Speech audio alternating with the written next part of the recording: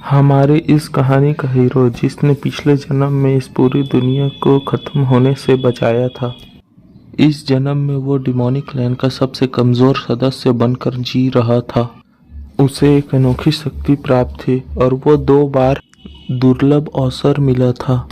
उसने अपनी इस जिंदगी को जानबूझकर एक साधारण इंसान के रूप में बिताने का फैसला किया था, जब तक कि वो पल नहीं आ गया जब उसकी क्लैन लीडर, जिसे वह मन ही मन पसंद करता था, वह अपने पति द्वारा धोखा खाकर मर नहीं गई। उसके साथ वह भी मर गया, लेकिन उसने मरने से पहले यह सवाल पूछा कि क्या अगर हमें कभी मौका मिले तो मैं तुम्हारा दिल कैसे जीत सकता हूँ। जवाब मिलने के बाद उसने ये वादा किया कि वह अगले जन्म में अपनी ताकत का इस्तेमाल लीडर का बदला लेने और उसको बचाने के लिए करेगा। कहानी शुरू होती है। डिमोनिक सेक्ट पर मुरिम यूनियन का हमला हो चुका है। डिमोनिक सेक्ट के लोग पूरी कोशिश कर रहे हैं कि मुरिम यूनियन के लोग मेन गेट तक ना पहुंचे। यहाँ से सीन शिफ्ट होता है हमारे मेन कैरेक्टर चूमा योंग पर, जिसे हम म्योंग ही बोलेंगे, जो सेक्ट लीडर के पैलेस की ओर दौड़ रहा है और जो कहता है कि मुरिम यूनियन ने 10,000 सोल्जर तैनात कर दिए हैं। उसे दौड़ते हुए एक आदमी देखता है और वो कहता है, तुम इस हालत में। उसका नाम है सैन डोजन। वो म्योंग के पास आता है और पूछता है, तुम यहाँ वह इतनी खतरनाक जगह में बिना गार्ड के क्या कर रहा है। फिर वह तुरंत साथ चलने को कहता है। म्योंग जवाब देता है कि वह लीडर के पैलेस की ओर जा रहा है। लीडर ने अपने फॉलोअर को भाग जाने का ऑर्डर दिया है, लेकिन वह खुद पीछे रह गई है। सैन डोजोंग सीरियस होकर कहता है कि हालत बहुत खराब हो चुकी है। अगर यूं ही चलता रहा तो 1 घंटे में डिफेंसिव लाइन पूरी तरह से टूट जाएगी। इसलिए वो म्योंग से बोलता है कि उसे सुरक्षित जगह जाना चाहिए, लेकिन म्योंग मना कर देता है और कहता है वो लौट आएगा। लेकिन उसे पहले ये समझना है कि लीडर के मन में क्या चल रहा है। सैन डोजोंग जानता है कि वह अब उसे नहीं रोक सकता, इसलिए वह दौड़ता हुआ निकल जाता है। पीछे से म्योंग ये कहता है कि मेरी जिंदगी तो पूरी तरह नर्क रही है। जब म्योंग लीडर के पैलेस पर पहुंचता है तो वह जोर से चिल्लाता है, क्या आप अंदर हैं? उसको जब कोई जवाब नहीं मिलता तो वह और जोर से चिल्लाता है, मैं म्योंग दरवाजे पर हूँ, कृपया जल्दी दरवाजा खोलिए। तभी अंदर से आवाज आती है, अंदर आ जाओ। उसे उम्मीद नहीं थी उसे कोई जवाब मिलेगा। उसने दरवाजे पर हाथ रखकर यह सोचता है कि उसने जो बात पहले कही थी वह साफ और ईमानदार नहीं थी, या फिर उसका लहजा ही कुछ ज्यादा गलत था। वो नर्वस होकर कहता है कि उसका मतलब बुरा नहीं था, वह बस हालात से परेशान था। वह पूरी ताकत से दरवाजा खोलने की कोशिश करता है। वह दरवाजा बहुत मुश्किल से खुलता है और वह कहता है, यह कितना भारी है, यहाँ कम से कम एक गार्ड तो होना चाहिए था। वह अंदर पहुंचकर सांसें भरता है और वह लीडर, जो बहुत खराब हालत में दिख रही थी, वह कहती है कि तुम्हारा मार्शल आर्ट अब भी 3rd रेट से नीचे है। म्योंग हंसते हुए कहता है कि मुझे इस बात की खुशी है कि किसी ने मुझे दरवाजा खोलते हुए देखा नहीं। लीडर हल्के से सिर हिलाकर कहती है, अगर किसी एल्डर ने तुम्हें इस तरह से मुझसे बात करते हुए देखा तो तुम्हारी खैर नहीं होती। यू म्योंग झुक कर उसे सम्मान देता है और हमें पता चलता है कि लीडर का नाम यूरा है। लीडर पूछती है कि इस सेट के सबसे कमजोर सदस्य को मेरी तलाश क्यों है। कहता है कि आप इस वक्त तक आप यहाँ क्यों हैं। लीडर जवाब देती है, जहर की वजह से। यह सुनते ही म्योंग गुस्से से भर जाता है। क्या ये वो उस गद्दार सेक्ट लीडर का काम है? उस शख्स का नाम है हान मोबाई, जिसे यूरा ने खुद अपना पति चुना था, लेकिन उसने उसे धोखा दिया। मुरिम यूनियन के लिए सेक्ट के दरवाजे खोले और गद्दारों का लीडर बन गया। उसने कहा था कि मेरे करीब आने के लिए उसने बहुत तकलीफें झेली थी। उसने मेरा भरोसा और मेरा दिल जीता और फिर मुझे जहर दे दिया, ताकि मैं उस दर्द को महसूस कर सकूं जो उसने सालों तक सहा। ये सुनकर म्योंग गुस्से से तमतमा जाता है और वह अपना मुंह ढक लेता है जिससे कोई आवाज न निकले। सेक्ट लीडर ये देखकर बोलते हैं कि तुम बहुत मजेदार इंसान हो। फिर म्योंग ने यह कहा कि यह समय इस सब बातों का नहीं है। ये उसने कहा कि लीडर हमेशा सीरियस रही है, हर मामले में सख्त रही है और कॉन्फिडेंट रही है, लेकिन वो अपने आखिरी घड़ियों में भी हंस पाई। ये कोई छोटी बात नहीं है। फिर उसने पूछा, आप जहर से उभरने में सक्षम रही हैं? फिर उसने कहा, नहीं। लीडर ने जवाब दिया, शायद हाँ। जहर मेरे एनर्जी कोर तक पहुंच चुका है। अगर कोई और जहर होता तो मैं संभाल लेती, लेकिन यह वो जहर है जिसे मैं कभी संभाल नहीं सकती। म्योंग ने उसका नाम पुकारा और बार बार अगर अगर कहने लगा। लीडर भड़क गई और उसने म्योंग को चेतावनी दी, अगर फिर उसने अगर कहा तो वो उसकी जुबान खींच लेगी। उसने उसे सीधा पॉइंट पर आने के लिए कहा। म्योंग ने हिम्मत जुटाकर पूछा, अगर तुम्हें बचने का मौका मिले तो तुम क्या करोगी? यह सुनकर यूरा हैरान हो गई। म्योंग हंसकर बोला कि मैं अपनी पिछली जिंदगी में इस दुनिया को बचा चुका हूँ। यूरा ने शक भरे आवाज में कहा, तुम जैसे इंसान ने दुनिया बचाई? सीरियसली? म्योंग ने बोला, मान लो ये सच है तो मान लो। अगर ये सच होता तो तुम क्या करती? यूरा ने उसे घूरते हुए कहा, तुम इतनी कोशिश क्यों कर रहे हो मुझे उम्मीद देने की? अगर सच में कोई बचने का मौका होता तो तुम उसे हासिल करने में लगे होते, है ना? म्योंग ने कहा, पहली बात कि मैं ऐसा व्यक्ति हूँ जो विश्वासघात बर्दाश्त नहीं कर सकता, और दूसरी बात यह मेरा वो तरीका है जिससे मैं तुम्हारा कर्ज चुका सकूं जो तुमने मेरे लिए कभी किया था। लीडर कंफ्यूज हो गई और बोली, मैंने तुम पर कौन सा कर्ज किया है? म्योंग मुस्कुराया और बोला, तुम्हें ज्यादा सोचने की जरूरत नहीं। हमारी पहली मुलाकात तब हुई थी जब तुम्हारे लिए पति चुनने के उम्मीदवारों में से मैं भी एक था। लीडर ये सुनकर मुस्कुराई, उसकी आंखों में हल्की खुशी झलकने लगी और बोली, अगर हम सच में दोबारा जिंदा होकर वापस आ गए तो तुम क्या करोगे? म्योंग ने कहा, भले ही तुम कुछ भी याद न रखो, लेकिन मुझे सब पता है कि कौन कौन गद्दार है, कौन कौन सेक्ट में घुसे हैं, जो मुरिम यूनियन से जुड़े हैं। उन सबको अपनी पूरी ताकत लगा कर उन सबको खत्म कर दूंगा। फिर उसने लीडर से पूछा, क्या तुम्हारी कोई आखिरी ख्वाहिश है? तो मैं उसे याद रखूंगा और अपनी पूरी कोशिश करूंगा उस ख्वाहिश को पूरा करने की। लीडर का जवाब सुनकर वो पूरी तरह शॉक हो गया। लीडर ने कहा कि अगले जन्म में तुम मुझे अपनी वाइफ बनाने की पूरी कोशिश करना। म्योंग पूरी तरह से सन्न रह गया और म्योंग बोला, मैं हान मोबैक को रोकने की पूरी ताकत है मेरे पास, लेकिन तुम्हारा पति बनने की सिर्फ मैं कोशिश ही कर सकता हूँ। उसने कहा, तुम्हें यह नहीं लगता कि यह नामुमकिन है? एक रोमांटिक रिश्ता तभी शुरू होता है जब दोनों पक्ष चाहें तो। उसने फिर बोला, जब तुम डायमंड सेक्ट की लीडर बनी थी तब तुम्हें कोई चुनौती नहीं दे सकता था। जो भी तुम्हें प्रपोज करने आया तुमने उसे कुत्ते की मौत हराया। हान मोबाक ही वो अकेला इंसान था जिसने तुम्हारे मिजाज को सहने की कोशिश की, इसलिए वो लीडर बना। यूरा ने जवाब दिया, ठीक है, अगर तुम ऐसा नहीं करना चाहते तो मत करो। फिर म्योंग ने जवाब दिया, मैंने कभी नहीं कहा कि तुम्हारी रिक्वेस्ट नामुमकिन है, लेकिन बहुत मुश्किल है। वो उसके करीब गया और लीडर थोड़ी घबरा गए। फिर म्योंग ने बोला, प्यार कभी कभी तब शुरू होता है जब हम किसी ऐसे को चाहने लगे जो हमें वैसे नहीं चाहता। और उसने फिर हल्की मुस्कान दी और कहा, जब ये रिक्वेस्ट तुम्हारी है तो मैं मना कैसे कर सकता हूँ? यह सुनकर लीडर का चेहरा लाल हो गया और वह अपनी मुस्कान छुपा नहीं सकी। म्योंग ने उसकी तरफ ध्यान से देखा और बोला, तुम वाकई बेहद खूबसूरत हो। फिर उसने एक आखिरी बात करी कि तुम मुझसे बस एक वादा करो, अगर मैंने तुम्हारे बारे में कुछ गलत कहा हो तो मुझे माफ कर देना। फिर वो घुटनों पर बैठ गया और उसके हाथ थामे और बोला, अगर तुम्हारी कोई भी कमजोरी है तो मुझे बता दो कि मैं जब पास्ट में लौटूं उनका इस्तेमाल कर सकूं तुमको अपनी बीवी बनाने के लिए। यह सुनकर लीडर परेशान हो गई और सख्त अंदाज में बोली, अगर हमारी ये बात किसी भी तरह बाहर निकली तो मैं ये तय करूंगी कि तुम्हें इसकी भारी कीमत चुकानी पड़े।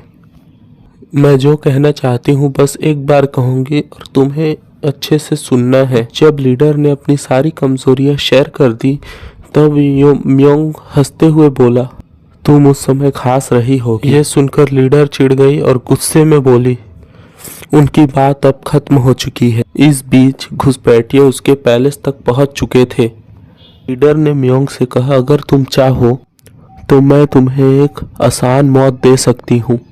पर म्योंग ने इनकार कर दिया और मुस्कुराते हुए बोला, सब कुछ मैं अंत तक देखना चाहता हूँ। तभी मूरिम यूनियन के लीडर गुआन हायन वहां पहुंचा और बोला, मैंने कभी सोचा नहीं था कि मैं अपनी आंखों से डीमन सेक्ट का अंत देखूंगा। म्योंग ने जवाब दिया कि तुम अपने साथ एक गद्दार को लेकर आए हो। गुआन हायन हंस पड़ा और बोला, उसने हान मोबाइक की तरफ इशारा किया और बोला, अब इसका टाइटल सीक्रेट हेवनली ड्रैगन है और इसने जंगू के लिए अपमान सहा है। म्योंग जोर से हंसा और बोला, मुझे यकीन नहीं होता कि हान मोबाइक अब मूरिम यूनियन का एक कुत्ता बनकर रह गया है। अब उसके मुंह पर उसने खुलकर बेइज्जती की और कहा, अब समय आ गया है अपने गुनाहों की सजा भुगतने का। अब भी पसीने से भीगी हुई लीडर ने बहुत गुस्से में कहा, मेरे सेक्ट का वो गद्दार लौट आया है। हान मोबैक ने कहा, मैंने जो भी किया है वो सब मैंने जांघू के लिए किया है। लीडर ने ठंडे आवाज में कहा, तुमने वो सब अपने उस हेवन डिस्ट्रॉइंग सोसाइटी के लिए किया है जो स्वर्ग को चुनौती देती है। ये सुनकर वहां रहे सभी लोग हैरान हो गए। म्योंग ने अपनी पूरी जिंदगी में पहली बार इस सोसाइटी का नाम सुना था। हान मोबैक घबरा गया और गुस्से से जोर से चिल्लाकर बोला, जल्द से जल्द इस चुड़ैल को मार दो। यूनियन के लोग भी इस पर सहमत हुए और बोले, डेमन की बात पर कोई यकीन नहीं करता। यह अपनी जान बचाने के लिए कुछ भी कर सकती है। हान मोबैक ने कहा, हमें इसे एक एक करके नहीं लड़ना चाहिए, सब लोग एक साथ हमला करो। लीडर चिल्लाई और बोली, जहर के असर के बावजूद मैं तुम सबको एक एक करके मारूंगी। गुआन हायक ने उसे चिढ़ाते हुए कहा, बहुत ज्यादा हिम्मत है तुम में। तभी अचानक लीडर के अंदर से खतरनाक एनर्जी का विस्फोट हुआ और वो उनका सामना करने के लिए पूरी तरह तैयार थी और हमला करने के लिए पूरी तरह से तैयार थी। मूरिम यूनियन के सैनिक देखकर हैरान हो गए थे कि यूरा इस हालत में भी लड़ने को पूरी तरह से तैयार थी। यह देखकर मूरिम यूनियन का लीडर गुआन हायन भी डर गया और उसने हमले का आदेश दे दिया। फिर शुरू हुई जबरदस्त जंग डेमन सेक्ट की लीडर और मूरिम यूनियन के बीच। एक बहुत ही खतरनाक लड़ाई के बाद म्योंग को होश आया। जब वो लड़ाई चल रही थी तो वो बेहोश हो चुका था। जैसे ही उसे होश आया, यूरो ने दर्द भरी आवाज में उसे पुकारा और कहा कि उसे डर था कि वो मर चुका होगा। म्योंग यूरो की इस हालत को देखकर अंदर तक दहल गया, लेकिन यूरो मुस्कुराई और बोली कि मैं खुश हूँ कि कम से कम तुम्हें अलविदा कहने तक मैं जिंदा हूँ। हम देखते हैं कि यूरो का शरीर पूरी तरीके से जख्मी था। उस पर कई तलवारें लगी हुई थी, लेकिन फिर भी वो मुस्कुरा रही थी। उसने बताया कि मूरिम यूनियन पीछे हट चुकी है जब उसने सेल्फ एक्सप्लोजन स्किल का इस्तेमाल करने की कोशिश की थी। म्योंग उसे इस हालत में देखकर रोने लगा था। जब यूरा ने म्योंग को रोते हुए देखा तो पूछा वो क्यों रो रहा है। तब म्योंग ने कहा कि वह दुख से भर चुका है। यूरा का शरीर पूरी तरह से जख्मी था और कई तलवारें उसके अंदर धसी हुई थी। फिर भी वो म्योंग के पास आई और पूछी, क्या तुम अपना वादा निभाओगे, मुझे अपनी बीवी बनाओगे। म्योंग रोते हुए बोला कि मैं तुम्हें अपनी बीवी बनाने की पूरी कोशिश करूँगा, ये मेरा वादा है। उस दर्द भरी हालत में मुस्कुरा कर कहा, ये मुझे बहुत अच्छा लगा। यही कहकर वो गिर गई और उसकी सांसें थम गई। म्योंग दौड़ते हुए उसके पास गया और उसे अपनी बाहों पर लेके फुट फुट के रोते हुए वहीं उसी जगह अपना दम तोड़ दिया और उसने मरते हुए ये कहा, यही मेरी इस जिंदगी का अंत है। मेरी पहली जिंदगी इतनी भी बुरी नहीं थी। उसने इंसानियत को बचाया था। उसने पृथ्वी के रक्षक के तौर पर अपना नाम बनाया था। इसी वजह से भगवानों ने मुझे 3 इच्छाओं का वरदान दिया था। 2 बार पुनर्जीवित होने की शक्ति। पहले उसने सोचा था वो अपनी अगली जिंदगी शांति से जिएगा, लेकिन अब जो कुछ भी हुआ उसके बाद वो अपनी इस जिंदगी को यूरा के लिए ही जिएगा और मरेगा। जब वो जागा तो उसने देखा कि उसके पास एक टकला आदमी खड़ा है जो उसका नौकर है। वो उसके सामने खाना लेकर खड़ा है। उस टकले नौकर को देखकर उसे एहसास हुआ कि वह कई साल पीछे आ चुका है। उसने देखा कि वो टकला नौकर उसके टेबल पर बहुत सारा खाना रख रहा है। उसी वक्त उसके दिमाग पे एक आवाज़ गूंजी जो उसके पिता की थी, जिसे सुनकर उसे साफ साफ याद आ गया कि वह कौन से समय पर लौटा है। वह 17 साल का था। वह ठीक उसी समय पर लौटा था जब वो डिमोनिक ड्रीम टावर पर जाने वाला था और डिमोनिक सेट का सबसे बड़ा कचरा और प्ले बॉय कहलाने वाला था। तभी उसके पिता उसके सामने आकर खड़े हो गए और वह नाराज़ और गुस्सा थे कि म्योंग अभी तक 18 साल का भी नहीं हुआ, फिर भी वह शराब पीता है। उसके पिता ने उसे ज़ोर से मारा और घसीटते हुए घर लेकर गया और शराब की बोतल हाथ में लेकर कहा कि जीन क्लैन का सबसे बड़ा बेटा एक शराब की बोतल में बेहोश हो गया। यह कितनी शर्मिंदगी की बात है। उसका पिता जीन क्लैन का लीडर है। उसके पिता का नाम जिन जान है। उसने जिन यूंग की तरफ गुस्से और निराशा में देखते हुए कहा, तू हमारे फैमिली के नाम पर कलंक है। म्योंग उनके पास गया और कुछ समझाने की कोशिश की, लेकिन उसके पिता ने गुस्से से उसे चुप करा दिया और उसे कहा, अगर तुम कमज़ोर हो तो कम से कम चालाक बनने की कोशिश तो कर सकते हो। उसके पिता ने कहा, तुझे पता है कि मैं तुम्हें घर क्यों लाया था? तुमने सोचा, पिछली बार मैंने इस सवाल पर चुप रहा था, जिसके बाद मेरे पिता ने मुझे कुत्ते की तरह मारा था, लेकिन इस बार उसने जवाब दिया। शायद डीमन सेक्ट के होने वाली लीडर के साथ मीटिंग की वजह से। वो मीटिंग यूरा के साथ थी, जो उस समय 17 साल की थी, और साथ में थे डिमोनिक क्लैन के सबसे बड़े 6 सेक्टों के भविष्य के होने वाले उत्तराधिकारी। ये मीटिंग अगला लीडर चुनने के लिए बहुत ज़रूरी थी, लेकिन पिछले जीवन में उन 6 अधिकारियों में से कोई भी उसका पति नहीं बन पाया था, बल्कि यूरा ने चुना था उस गद्दार मोबैक को। इस बार म्योंग अपने पिता के सामने खड़े होकर खुद से वादा किया कि इस बार मैं ऐसा नहीं होने दूंगा। म्योंग के पिता ने इस पर गुस्से भरी आवाज़ में कहा कि मैं तुझे इस समय तक इसलिए सहता हुआ आया कि तू इस मौके पर कुछ कर सके और हमारे क्लैन का नाम ऊंचा कर सके। म्योंग ने सोचा, उसका पिता बहुत कठोर है जो अपनी फैमिली के लिए अपने बच्चों का इस्तेमाल करता है। फिर म्योंग के पिता ने पूछा, क्या तू बाकी अधिकारियों में से सबसे पहले सेक्ट लीडर का दिल जीत पाएगा? म्योंग ने पूरे आत्मविश्वास के साथ कहा कि उसके सामने बाकी 6 क्लैन के यंग मास्टरों की कोई औकात नहीं है। वह कभी सेक्ट लीडर के पति नहीं बन सकते। उसके जवाब से खुश होकर उसके पिता मुस्कुराए और बोले कि तुम अगर हमारे क्लैन के नाम को बर्बाद नहीं करना चाहते तो थोड़ा सा सुधर जाओ और अपने मार्शल आर्ट की ट्रेनिंग शुरू करो। इतना कहकर वो वहाँ से चले गए। जैसे ही वो गए, यू म्योंग ने एक गहरी सांस ली और कहा कि टाइम ट्रेवल के बाद जिन्हें मैं सबसे पहले देखूंगा वह मेरे पिता होंगे। ये वही पल है जिसकी मुझे उम्मीद थी। 10 साल नहीं 20 साल पीछे आया हूँ। अब मेरे पास अनगिनत मौके हैं भविष्य बदलने के। फिर उसे यूरा की बात याद आई, उस सोसाइटी की जो हेवन को चुनौती देती है। वह सोचने लगा कि वह ग्रुप अभी भी जिंदा होगा और उसने ठान लिया कि मैं उसे उन्हें ढूंढूंगा और पूरी तरह से बर्बाद कर दूंगा। तभी म्योंग के टकले नौकर ने उससे जोर से पूछा कि अब तुम क्या करने वाले हो? म्योंग ने सवाल किया कि मतलब तुम्हारा क्या है? तब टकले नौकर ने बताया कि तुमने अभी अपने पिताजी के सामने कहा कि तुम फ्यूचर सेक्ट लीडर के पति बनोगे। म्योंग चौंक गया और उसने पूछा, मैंने ऐसा कब कहा? जो उस टकले नौकर ने जोर देकर कहा, तुमने यही तो कहा था। तब म्योंग ने समझाते हुए कहा कि मैंने ऐसा कभी नहीं कहा कि मैं सेक्ट लीडर का पति बनूंगा, बल्कि मैंने ये कहा था कि बाकी वारिस रिजेक्ट हो जाएंगे। जो सुनकर वह टकला नौकर कंफ्यूज हुआ और पूछा, दोनों का मतलब वही हुआ ना? म्योंग ने उसे समझाया, नहीं, दोनों बातों में बहुत फ़र्क है। यूरा इस समय मार्शल आर्ट को लेकर बहुत पागल है। वह वैसे इंसान पर एक पल बेकार नहीं करेगी जो उससे कमज़ोर होगा। उसी वक्त एक लाल बालों वाला इंसान वहां आया और बोला कि मुझे लगा नहीं था कि तुम अभी तक यहीं होगे। म्योंग ने उसे पहचानने की कोशिश की और फिर बोला, तुम तो माउल हो, ब्लड ड्रैगन क्लैन के दूसरे बेटे।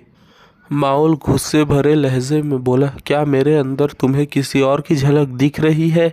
म्योंग ने उसका मजाक उड़ाते हुए कहा, नहीं। क्या तुम इतने एक्साइटमेंट में अकेले ही आ गए? क्या तुम योंग ही को नहीं लाए?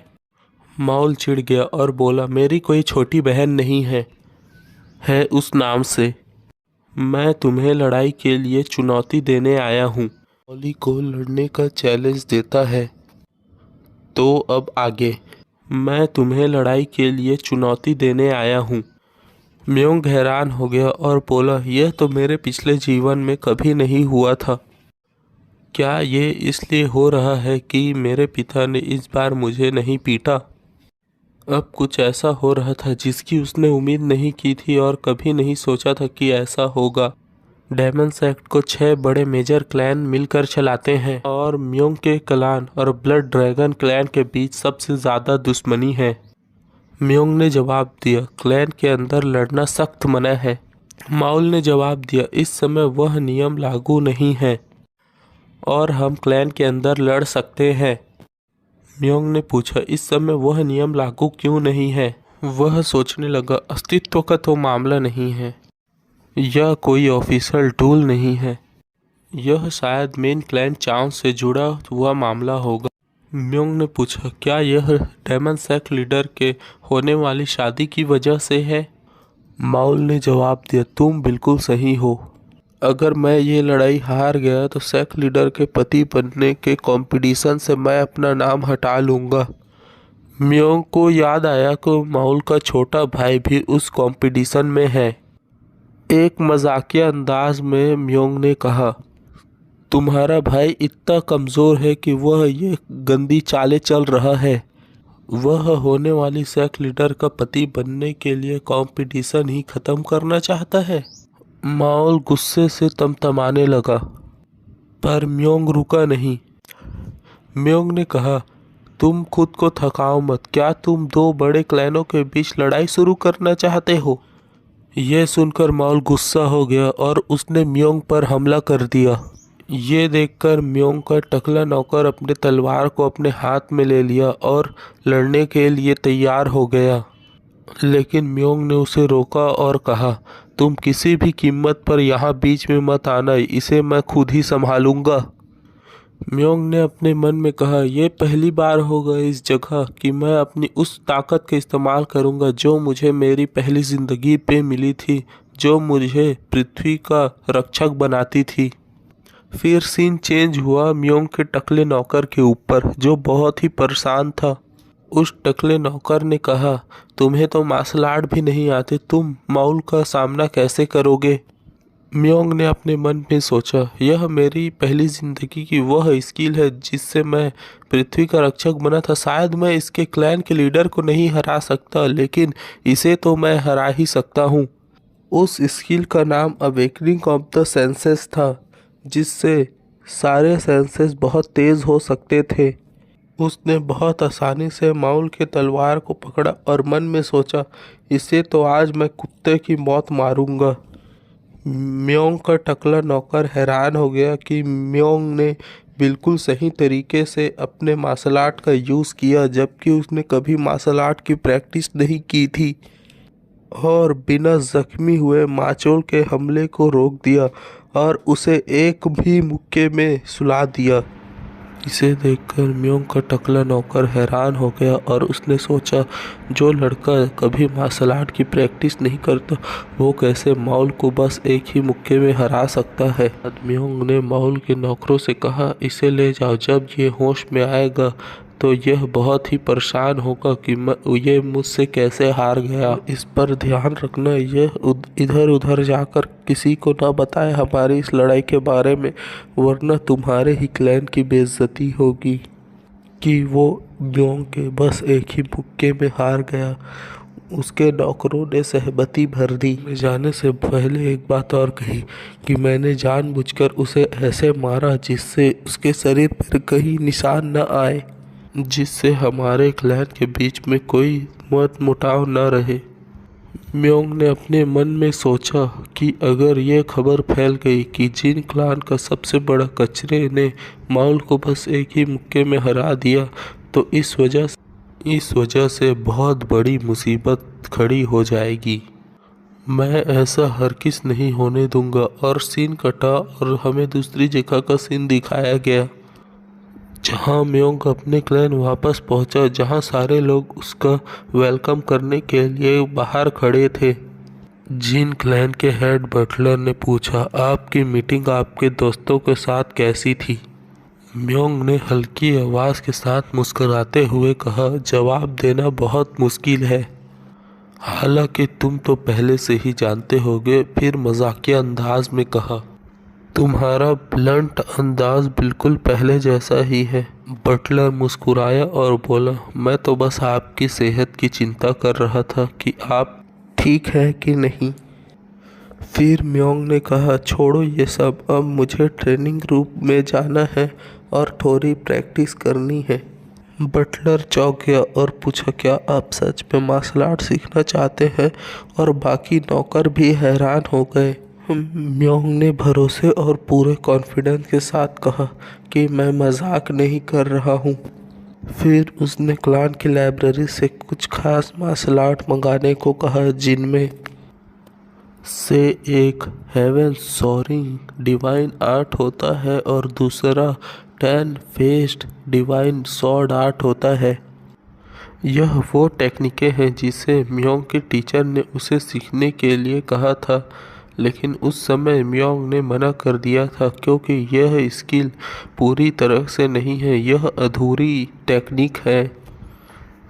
तब म्योंग के टीचर ने समझाया था, यह वो टेक्निक है जिन्हें उन लोगों ने सीखा जिन्हें यह टेक्निक समझ नहीं आई, इसलिए यह टेक्निक कभी चमक नहीं सकी, वरना यह टेक्निक आज पूरी और बहुत फेमस टेक्निक होती जिन क्लैन की। क्योंकि यह टेक्निक जिन क्लैन के उन लोगों के हाथ लगी थी जो सिर्फ खतरनाक ताकत के पीछे भागते थे और लड़ाई के लिए सिर्फ ताकत का इस्तेमाल करते थे। टेक्निक की बुक मिलने के बाद म्योंग ने अपने मन में सोचा, अभी यह खराब नहीं हुई है, क्योंकि 4 साल बाद लाइब्रेरी में आग लगने वाली है जिससे जिन क्लैन की सारी मार्शल आर्ट की टेक्निक चल जाएगी। म्योंग ने अपने मन में कहा कि जिन क्लैन की ज़्यादातर मार्शल आर्ट की टेक्निक लड़ाई के लिए है, जो पंच और किक का इस्तेमाल करती है, जो मेरे लिए बिल्कुल सही नहीं है, क्योंकि मेरे पास बहुत खतरनाक टैलेंट है जो मुझे क्यूआई से जुड़े टेक्निक में बहुत खतरनाक बनाती है, जिससे मैं क्यूआई अटैक आसानी से कर सकता हूँ और क्यूआई का इस्तेमाल करके आसानी से लड़ सकता हूँ। म्योंग ने अपने मन में यह भी सोचा कि शायद इस जन्म में वह अपने मास्टर से कभी न मिल पाए, लेकिन उनके गाइडेंस को वह हमेशा मानेगा। फिर उसे याद आया कि उसने जो वादा डीमन सेक्ट के लीडर यूरा से किया था कि वह डीमन सेक्ट की लीडर यूरा को प्यार में गिराने की पूरी कोशिश करेगा और उससे शादी करेगा। लेकिन दुखी मन से म्योंग ने माना कि वह अभी यह वादा पूरा नहीं कर सकता, क्योंकि अभी इस समय वह बहुत ही कमज़ोर है। खुद से कहा कि उसे 5 साल लगेंगे उतना ताकतवर होने में जितने ताकत से वह यूरा के साथ शादी कर सके, इसलिए वह अभी इस वक्त अपने कल्टीवेशन पर ध्यान देगा और जब वह थोड़ा ताकतवर हो जाएगा तब वह उन लोगों का शिकार करेगा जिसने भी यूरा के पिछले जन्म में यूरा को मारने की कोशिश की थी और उसके मारने के प्लान में जुड़े हुए थे, जिनमें हैविंग डिफाइंग सोसाइटी भी आती है। उन्हें एक एक करके ख़त्म कर देगा ताकि जब यूरा डीमन सेक्ट की अगली लीडर बने तो उसे और उसकी ताकत को कोई चैलेंज ना कर सके और उससे पंगा लेने के बारे में कोई सोचे भी ना। अब सीधा सीन बदलता है 2 हफ्ते बाद। म्योंग अपने उस टोकले नौकर के साथ चल रहा होता है जो इस बात से चिढ़ा होता है कि म्योंग बहुत धीरे चल रहा है, और म्योंग अपने टोकले नौकर को कहता है कि वह लाइन में तो सबसे पीछे खड़े होने वाला है, फिर वो क्यों जल्दी जाए। जब वो मेन गेट पर पहुंचे और गार्ड ने गेट खोला तो गार्ड म्योंग की इतनी लेट एंट्री पर गुस्सा हुए थे और वह अपने गुस्से को सामने लाकर दिखा भी रहे थे। म्योंग के टकले नौकर ने म्योंग को याद दिलाया कि यह इवेंट जोचियोल क्लैन, जो डीमन क्लैन का सबसे मेन क्लैन है, उनके द्वारा स्थापित किया गया है, इसलिए इसमें कोई गलती नहीं हो सकती। अगर इस इवेंट में कोई गलती हुई तो म्योंग को बहुत बड़ी सज़ा मिलेगी।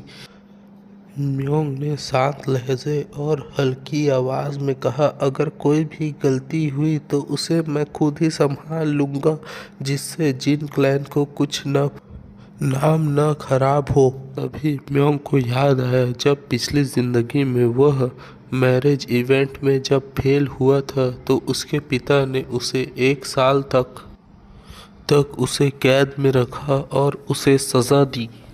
तभी अचानक उनके सामने एक लड़का हवा में उल्टे हुए आया और सामने गिरा। म्योंग ने हंसते हुए बोला, यह क्या स्वागत करने का कोई नया तरीका है? म्योंग के टकले नौकर ने कहा, लगता है किसी की बहुत अच्छे तरीके से धुलाई हुई है। जब धुआं हटता है तो एक लाल कपड़ों में लड़का सामने आया। यह माउल का छोटा भाई था। फिर यूरो की आवाज़ आई कि वह मा युंग से कह रही थी कि वह ताकतवर लग रहा है, लेकिन इतना नहीं कि वह मुझे हरा सके। उसने मा युंग से पूछा, क्या उसके अंदर अभी भी लड़ने की ताकत बची है या वह हार मान चुका है? मा युंग खड़ा हुआ और यूरो की ओर दौड़ते हुए बोला, मैं तब तक हार नहीं मानूंगा जब तक मैं तुम्हें हरा नहीं लेता। और उसी समय म्योंग की नज़र यूरो से टकराई और वह परेशान होते हुए सोचा कि मैं इतना जल्दी क्यों आ गया, मुझे और लेट आना चाहिए था, जिससे मैं इससे इतनी जल्दी ना मिलता। यह म्योंग और यूरो की पहली मुलाकात थी इस जन्म में। इस एपिसोड की शुरुआत में हमें लेज़र डीमन हॉल का सीन दिखाया जाता है, जहां के गेट से यूरा माउल के छोटे भाई मा युंग को बुला रही थी लड़ने के लिए। जहां मा युंग दौड़ते हुए लेज़र डीमन हॉल की ओर जा रहा था, उसी समय म्योंग ने पहली बार इस जन्म में यूरा को देखा। फिर म्योंग बोलता है, हम बिल्कुल सही समय पे आए हैं, यह अच्छा शो है। फिर म्योंग का टकला नौकर बोलता है, सर यह समय मजाक का नहीं है, इस समय आप थोड़े सीरियस हो जाइए। फिर म्योंग सोचता है, जहाँ तक मुझे याद है कि पिछले जन्म में मा युंग यूरा से बहुत बुरी तरह से मार खाया था यहाँ पर। फिर मा युंग ने इस कंपटीशन से अपना नाम हटा लिया था जब वो यूरा से हार गया। फिर हमें मा युंग और यूरा के बीच की लड़ाई का सीन दिखाया जाता है, जहाँ फिर हमें दिखाया जाता है यूरा को भी लड़ाई में बहुत मज़ा आ रहा होता है। फिर म्योंग सोचता है कि ये मा युंग तो इतना ताकतवर नहीं था। फिर हमें दिखाया जाता है यूरा मा युंग के पेट पर एक ज़बरदस्त लात मारती है, जिससे मा युंग गिर जाता है। फिर मा युंग का नौकर आता है और मा युंग को उठाता है और बोलता है, यंग मास्टर आप ठीक है ना? फिर मा युंग बहुत गुस्से में म्योंग की ओर इशारा करते हुए कहता है कि मैं तुमसे कभी नहीं हारूंगा। ये देखकर म्योंग हैरान हो जाता है। फिर मा युंग यूरा के सामने झुककर बहुत शांत आवाज़ में कहता है, यह मेरे लिए बहुत खुशी की बात है कि मैं आपसे लड़ पाया यंग लेडी। फिर यूरा मा युंग को बोलते हैं, जब हम अगली बार लड़ेंगे तो मैं ये होप करती हूँ कि अगली बार तुम और ताकतवर होकर आओगे। म्योंग सोचता है यह बहुत अजीब है, क्योंकि म्योंग के पिछले ज़िंदगी में ऐसा कुछ नहीं हुआ था, क्योंकि पिछली ज़िंदगी में मा युंग रिजेक्ट हो चुका था और यूरा के पति बनने के प्रतिस्पर्धा से बाहर हो चुका था। यूरा मा युंग को मेडिकल सेंटर जाकर अपना इलाज कराने के लिए बोलती है। फिर मा युंग खुशी से उसका जवाब हाँ में देता है। जब मा युंग मेडिकल सेंटर जा रहा होता है तो वह म्योंग के बगल से जाते हुए बहुत गुस्से में म्योंग को देखता है। म्योंग इस चीज़ को देखकर म्योंग को कुछ समझ नहीं आता, क्योंकि इस ज़िंदगी में वह मा युंग से पहली बार मिल रहा था। फिर यूरा म्योंग की ओर आते हुए बोलती है कि मैं तुम्हारा इंतज़ार बहुत समय से कर रही थी। और म्योंग हैरान हो जाता है और चुपके से वहाँ से निकलने की कोशिश करता है। यह देखकर यूरा अपने तलवार को म्योंग की ओर तान देती है और म्योंग को बोलती है कि मा युंग के पास एडवांस स्किल है, इसका मतलब इसके बड़े भाई के पास इससे ज़्यादा ताकत थी और तुमने उसे हराया है तो तुम ज़रूर ताकतवर होगे। यह सुनकर म्योंग को समझ आ जाता है कि मा युंग उससे गुस्सा क्यों था। फिर यूरा म्यूंग को डुअल के लिए चैलेंज करती है और बोलती है, अगर तुम मा यूंग से कमज़ोर होगे तो तुम मुझे निराश कर दोगे। फिर म्यूंग सोचता है यह डिमोनिक सेट की बहुत बुरी आदत है कि जो लोग ताकतवर होते हैं उनसे वह लड़ाई करने की जिद करते हैं और जो लोग कमज़ोर होते हैं उन्हें कचरा समझते हैं। फिर सीन चेंज होता है यूरा और म्यूंग के लड़ाई की जगह में। यूरा लड़ाई के शुरुआत में ही अपने तलवार को सीधा म्योंग के सर की ओर लेकर जाती है। म्योंग को लगा था यह एक साधारण डुअल है, लेकिन यूरा म्योंग को मारने की कोशिश कर रही थी।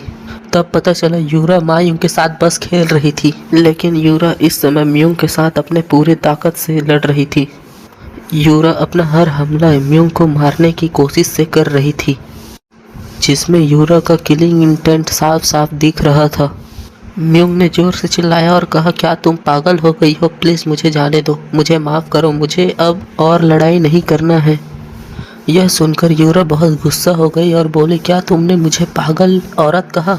म्योंग डरते हुए यूरा को समझाने लगा कि उसने गलती से उसे पागल कहा, मगर यूरा कुछ सुनना नहीं चाहती थी। उसने बस इतना ध्यान रखा कि म्योंग ने उसे पागल कहा, इसलिए उसने अपने पूरी ताकत से म्योंग पर हमला किया और उसे मारने की कोशिश की। म्योंग पीछे जाते हुए अपने तलवार से यूरा के अटैक को रोकने लगा और उसे समझाने लगा, लेकिन इससे यूरा और गुस्सा हो गई और म्योंग और ज़्यादा डर गया।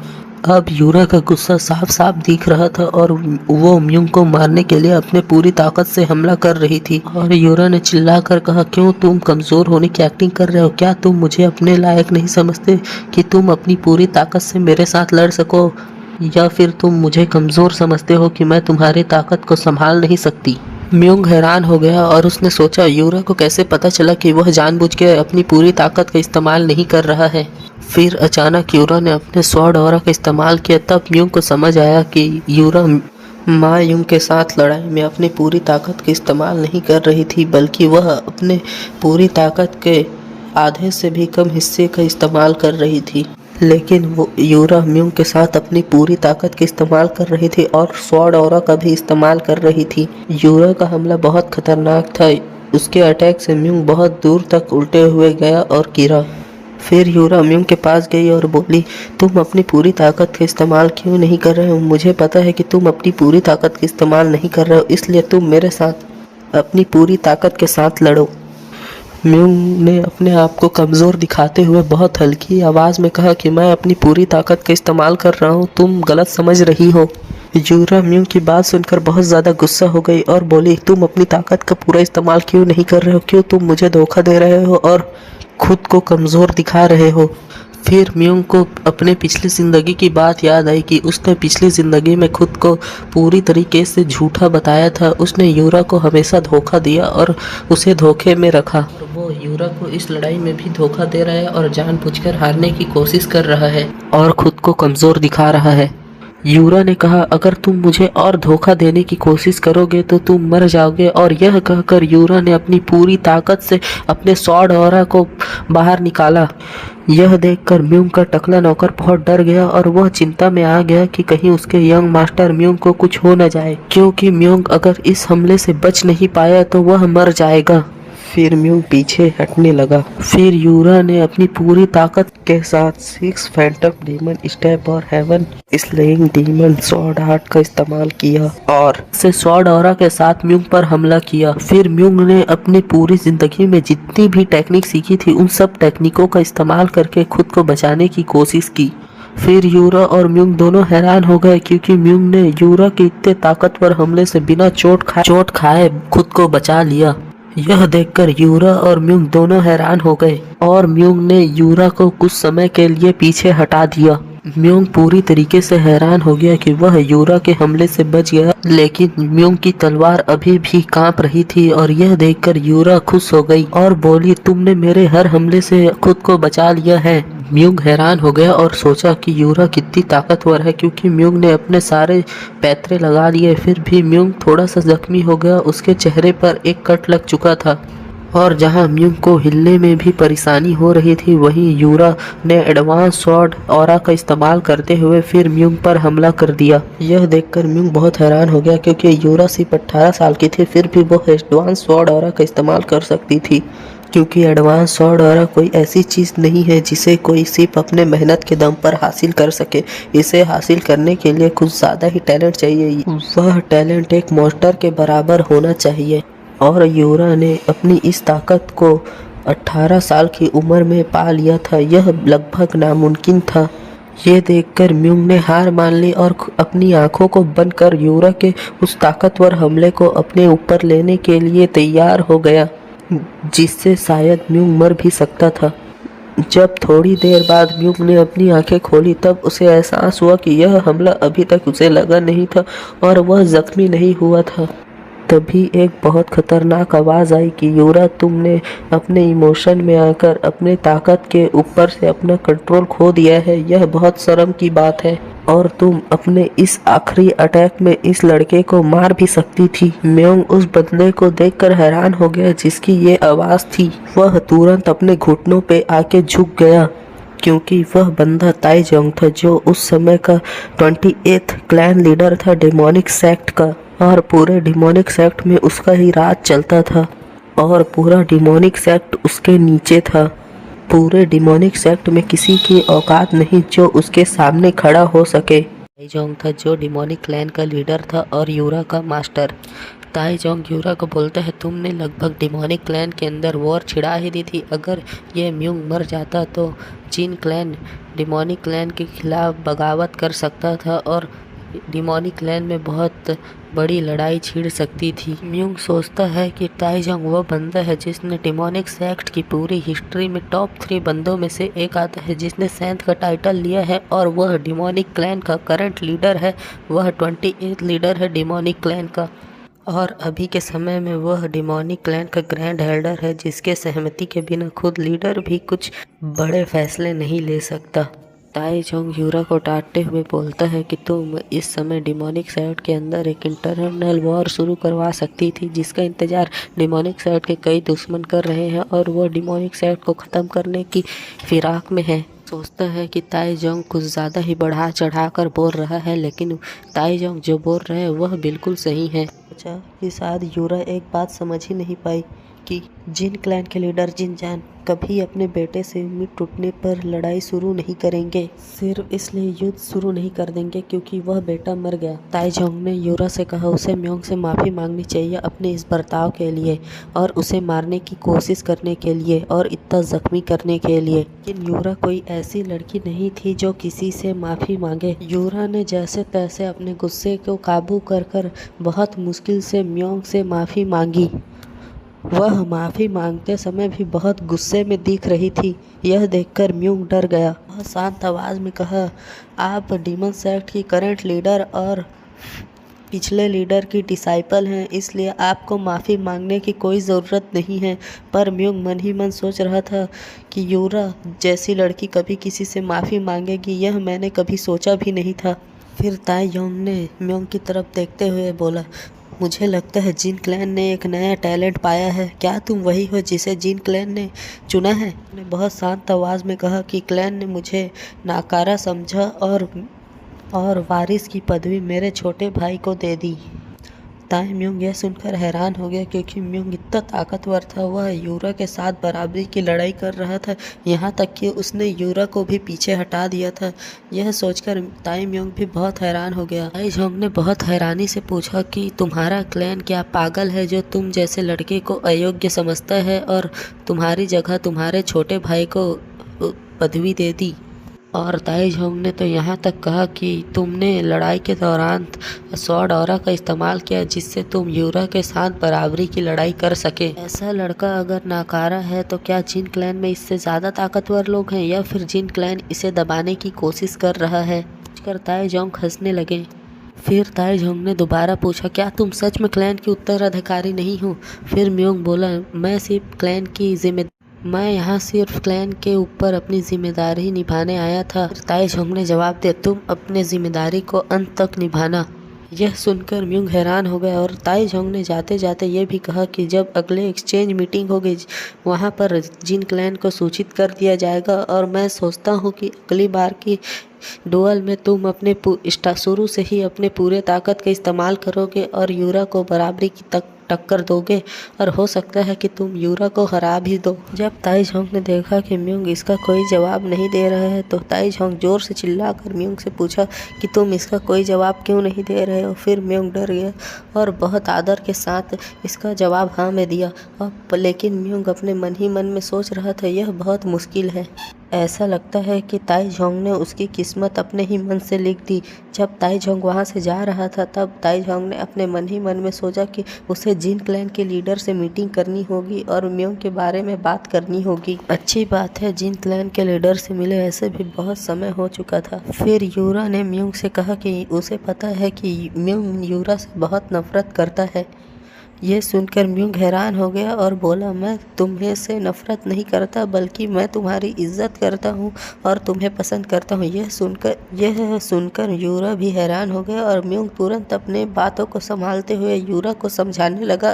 और म्यूंग ने कहा जो कुछ भी हुआ वो उससे यूरा का कोई लेना देना नहीं था, बल्कि वह आज बहुत परेशान था कि जिस लेडी को वह बहुत एडमायर करता है उससे उसकी पहली मीटिंग थी। यूरा ने म्यूंग को शांत होने को कहा और कहा कि जब तक ये एक्सचेंज पीरियड चल रहा है तब तक म्यूंग और यूरा दोनों बराबर हैं, क्योंकि म्यूंग जब से यूरा से मिला था उसे हमेशा यंग लेडी या फिर यंग लॉर्ड कहकर बुला रहा था।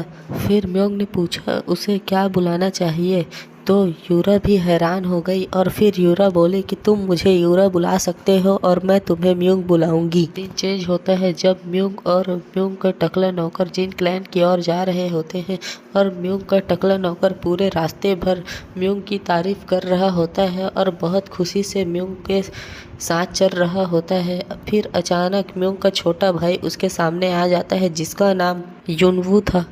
म्यूंग ने हंसते हुए पूछा, युनवू तुम यहाँ क्या कर रहे हो? तब युनवू ने जवाब दिया, मैंने सुना था कि तुम ट्रेनिंग रूम में गए थे। तुम मुझे ये मत बताना कि तुम उत्तराधिकारी बनने के इस बारे में सोच रहे हो और तुम मेरी जगह लेना चाहते हो। सुनकर म्यूंग ने जवाब दिया कि ऐसा कोई नियम नहीं है कि कोई बंदा सेक्ट के लीडर के साथ कोई रिलेशंस नहीं बना सकता। उसकी टोन बदल गई और उसने बहुत गुस्से में कहा कि मैं तुम्हें कभी अपना भाई नहीं मानूंगा और तुम कोई जिन क्लैन के हिस्सा भी नहीं हो। इस तरह से माहौल खराब होते देख म्यूंग का टकला नौकर बीच में आया और वह म्यूंग के छोटे भाई को रोकने की कोशिश किया, लेकिन म्यूंग के छोटे भाई ने उसे धक्का देते हुए बोला, तुम्हारे जैसे किसी नौकर की इतनी औकात नहीं कि वह मुझे अपनी आवाज़ उठाए। ऐसे नौकर की कोई औकात नहीं है कि वह जिन क्लैन के दो यंग मास्टरों के बीच की बात में आए और उनके बीच अपनी टांग अड़ाए। इस बात को ये दोनों खुद संभाल सकते हैं। फिर युनवू ने अपने बड़े भाई म्यूंग के ऊपर एक खतरनाक पंच मार दिया जिससे म्यूंग बहुत आसानी से बच गया और हंसते हुए बोला, तुम क्या मजाक कर रहे हो? इससे अच्छा तो 2 साल का बच्चा मार सकता है। क्या तुम अपने ट्रेनिंग में बस इतना ही सीखे हो कि तुम मुझे छू भी नहीं पा रहे हो? यह सुनकर म्यूंग का छोटा भाई युनवू बहुत गुस्सा हो गया और उसने लगातार म्यूंग पर हमला करने की कोशिश की। म्यूंग उसके हर हमले से बच गया और फिर अपनी तलवार निकालकर म्यान के साथ उसके पसलियों में मारा, जिससे युनवू को बहुत दर्द हुआ और वो अपने घुटनों पे आ गया। फिर म्यूंग ने उसे बहुत बुरी तरीके से मारा। यह देखकर जिन क्लैन के और बाकी जो लोग वहाँ थे वो लोग बहुत हैरान हो गए, क्योंकि जिन क्लैन का एक कचरा म्यूंग युनवू को मार रहा था। युनवू म्यूंग के सामने अपने घुटनों पे आकर माफ़ी मांगते हुए उसे छोड़ने की भीख मांगी। फिर म्यूंग ने पूछा, तुमने अभी क्या सीखा? फिर युनवू ने कहा कि अपने से बड़ों की रिस्पेक्ट करनी चाहिए। लेकिन फिर म्यूंग ने पूछा, तो तुमने मेरी क्यों नहीं की? और उसे बहुत गुस्से से देखने लगा और फिर उससे कहा कि तुमने और क्या सीखा? फिर म्यूंग बहुत हैरान हो गया और फिर म्यूंग से उसने कहा कि और करते हुए फिर म्यूंग ने जवाब दिया, तुमने कुछ नहीं सीखा। और फिर म्यूंग ने युनवू को तब तक पीटा जब तक वह समझ नहीं गया कि क्यों म्यूंग ने उसे पीटा। और फिर युनवू बोला कि मैं आपकी हमेशा रिस्पेक्ट करूंगा और आपके सामने झुक कर रहूंगा। आपके सामने कभी ऊंची आवाज़ में बात नहीं करूंगा और आपके से बहुत रिस्पेक्ट से बात करूंगा।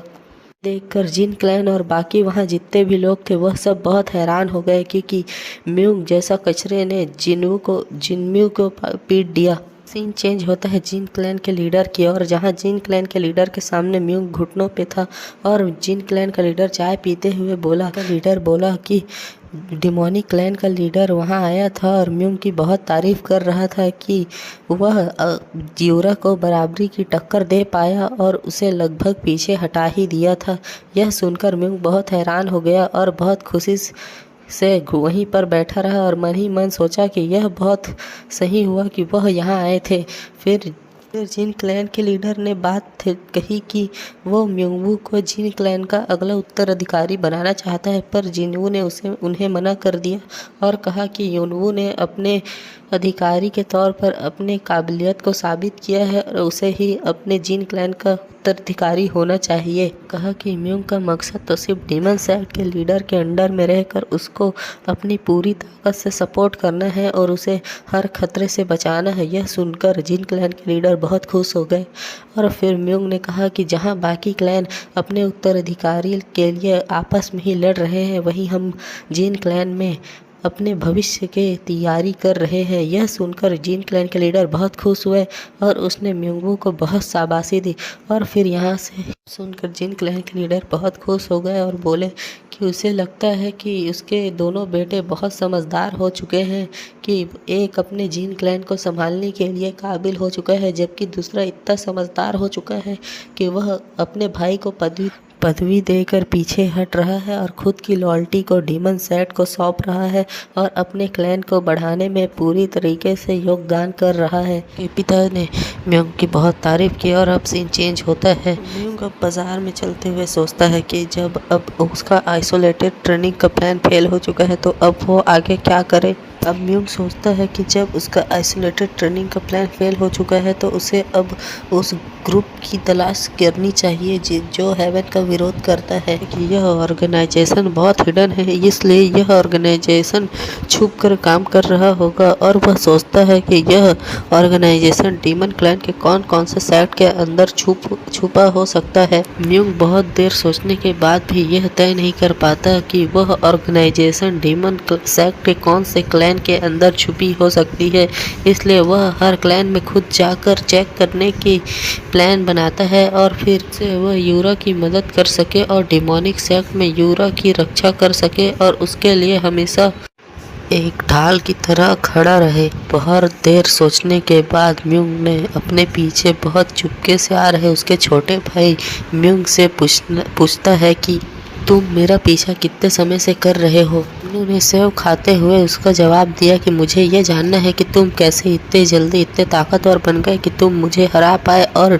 यूरा के साथ बराबरी की लड़ाई कर पाए। म्यूंग ने अपने मन में सोचा कि क्या युनवू को उसके साथ ले जाना सही होगा। फिर म्यूंग ने उसका जवाब दिया कि बस अपने शरीर का ख्याल रखना जिससे वह अपने आप ताकतवर हो जाए। युनवू ने सेव खाते हुए म्यूंग से पूछा कि हम लोग कहाँ जा रहे हैं। तब म्यूंग ने जवाब दिया कि हम ब्लैक मार्केट जा रहे हैं।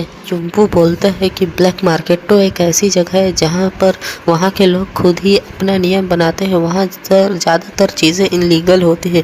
इसके जवाब में म्यूंग बोलता है कि डीमन सेक्ट में कोई चीज़ इनलीगल नहीं होती, बस वह ताकत ही डीमन सेक्ट में रूल करती है। जो ज़्यादा ताकतवर हुआ वही लीगल है और वही इनलीगल भी। तुम कभी डीमन क्लैन के अंदर यह मत सोचना कि यह चीज़ लीगल है या इनलीगल, बस इसे लोगों से छुपाने के लिए इनलीगल का दर्जा दिया जाता है। ब्लैक मार्केट भी उन्हीं में से एक जगह है जिसे एक बहुत बड़ा क्लैन रूल करता है और ब्लैक मार्केट को चलाता है। फिर म्यूंग ब्लैक मार्केट के अंदर हिडन गोल्ड पवेलियन के अंदर जाता है। गोल्ड पवेलियन वह स्थान था जो पूरे ब्लैक मार्केट को कंट्रोल करता था। फिर जब वो दोनों वहां पहुंचे तो वहां कुछ लोग उनका वेलकम करने के लिए खड़े थे। लोगों ने पूछा कि आप दोनों यंग मास्टर यहाँ किस काम से आए हैं। इसके जवाब में म्यूंग ने बहुत मजाकिया अंदाज में कहा, कुछ काम होगा तभी तो हम ब्लैक मार्केट में आए होंगे ना। हमने उसे कहा कि हम यहाँ के लीडर से मिलना चाहते हैं। फिर उस नौकर ने एक चालाक मुस्कान दी और कहा कि मैं इस हिडन गोल्ड पवेलियन का लीडर हूँ। म्यूंग बहुत गुस्से भरी आवाज़ में बोला, अगर तुम जिन क्लैन के सबसे बड़े यंग मास्टर के साथ डील करना चाहते हो तो सा क्लैन का एक न एक बड़ा रिप्रेजेंटेटिव यहाँ होना चाहिए था। किसी के अंदर इतनी औकात नहीं है कि वह जीन क्लैन के सबसे बड़े बेटे के साथ डील कर सके। वह नौकर चौंक गया और हैरानी से पूछा, तुम्हें कैसे पता चला कि यह जगह सा क्लैन की है? फिर म्योंग ने जवाब दिया, बहुत ही मासूमियत के अंदाज में उसने जवाब दिया, क्या यह बात सीक्रेट थी? जगह सा क्लैन की इंटेलिजेंट बेस है। यह सुनकर वह नौकर बहुत हैरान हो गया और उसका चेहरा पीला पड़ गया। नौकर ने म्योंग से सवाल पूछा कि तुम्हें यह बात कहाँ से पता चली?